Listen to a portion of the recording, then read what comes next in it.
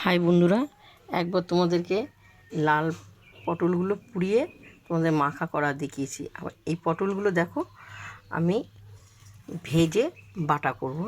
একটা মাখা হবে।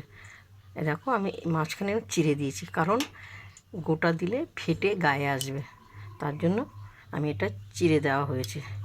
আমার তেলটা গরম হয়ে গেছে। এখানে আমার রসুন আর শুকনো লঙ্কা, কেমন 3টে শুকনো লঙ্কা দিয়েছি, রসুন 7-8টা দিয়েছি। 3টেই ঝাল হবে, লাল করে ভাজা হয়ে যায়। লঙ্কাগুলো দেখো লাল হয়ে গেছে।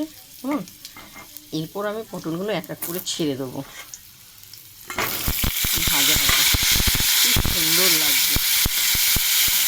দিদি ভাজা তুমি এইভাবে করে খাবে, খুব ভালো লাগবে, খেতেও ভালো লাগবে। রসুনের গন্ধটা একটা আলাদা স্বাদ, আর কালো দিয়ে একটা আলাদা স্বাদ। একটু ভাজা হোক, একটু নরম হয়ে আছে। আমি মাঝখানে একটু কেটে দেবো, কেন নরম হয়ে এসছে।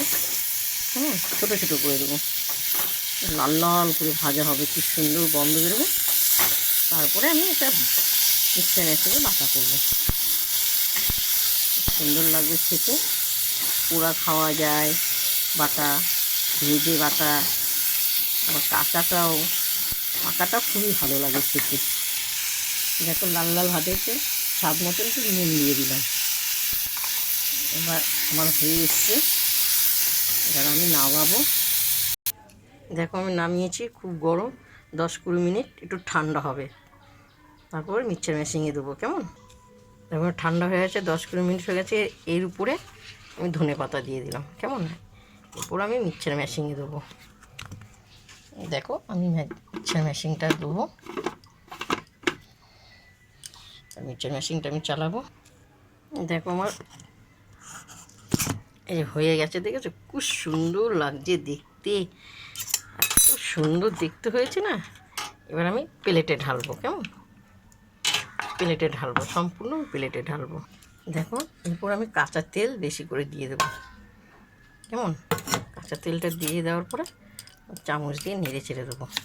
তোমাদের প্রথম থেকে লাস্ট তোমাদেরকে দেখিয়েছি পটল, পাকা পটল বাটা। কেমন তোমাদের ভালো যদি লাগে আমাকে লাইক দিও আর শেয়ার করো।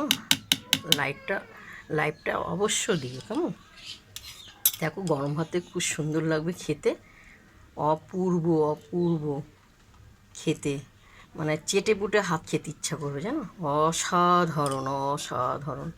কেমন তোমার লাইভটা অবশ্যই দিয়ে দিও। কেমন পাকা পটল বাটা।